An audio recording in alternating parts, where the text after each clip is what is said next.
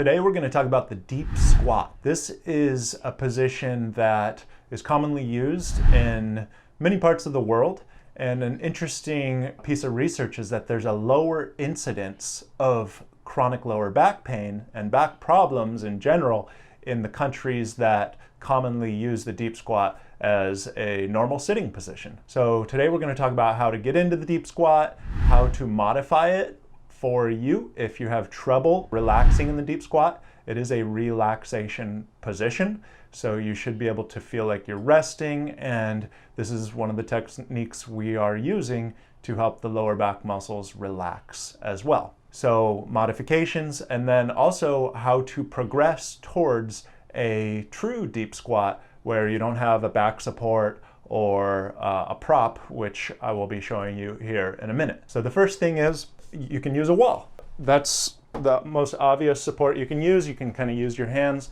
and walk down and to get into the position and just lean up against the wall. And the biggest benefit to this position is it allows you a very stable surface to completely relax. And versus if you were to try and get into a deep squat with no wall, you might have to balance, your heels might have to come up off the ground. In, I'll call it the Western world, the biggest reason we have trouble deep squatting is because of ankle mobility. We can't keep our heels down. And so another thing you can do is put something underneath your heels. So I've just got a rolled up blanket here, and now I can be in the deep squat, and I'm not actually using the wall. I can pull away from the wall here, and I'm fully relaxed. It's the ankle mobility that's really restricting us from being able to relax, and simply propping up your heels will allow you to correct that problem. And the way to progress towards being able to get in a true deep squat without having a prop under your heels is to gradually practice where you're at the level that you're at, how much height you need of support under your heels, and say it's 2 inches, you want to gradually reduce the height of that prop. Another way to do this that I love to implement in my own life, which I can't do here, is anytime I find myself on a slanted surface, like a driveway or a hill, or if I'm hiking, there's tons of slanted surfaces, right? So anytime I can find one, I will face downhill and use the hill as my prop. So your feet are pretty much on flat ground, but you're facing downhill, and so your heels are able to be higher than the balls of your feet. One way you can know if you are fully relaxed is you can check this muscle in the front of your ankle here. This is a giant rope-like muscle. It's called the tibialis anterior, and you should be able to press into it, and that's relaxed. And this is what it looks like when it's not relaxed.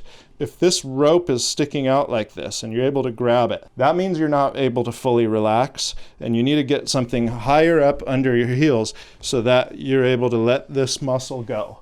And so that is a really good kind of indicator for you to be able to know if you're fully relaxed. And it's important to be able to relax in this position because it is supposed to be a resting position, and the goal is to be able to get our lower back muscles relaxed. And it starts from the ground up. It starts from your feet and the connection with the ground. If that's not relaxed, then you can assume there's tension going upstream as well. I'm going to show one other technique for getting into the deep squat for people that may have trouble. And then if you can't get down this low at all, I'll show you a modification for that as well. So if you remember our exercise ball from last week, stick it up against the wall and just lean it back against the ball and lower yourself down.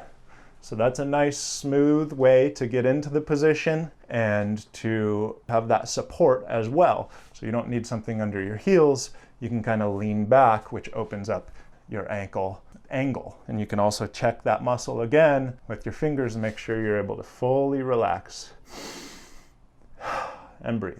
All right, so the last thing is, what if you can't get that low? What do? You can get a stool or something that you can actually sit on. Say it's your knees that don't bend that far. Well, you find something that allows you to not be fully down on your heels or sitting on your calves, and lifts your butt up. And so this is practice, right? This is you getting as low as possible, that you're as far as your body allows, and training here. And so I can sit here, it may not be fully relaxed, but it's making progress, and then you can continue to work towards a lower surface. If this is too low, you find the seat that is the right height for you.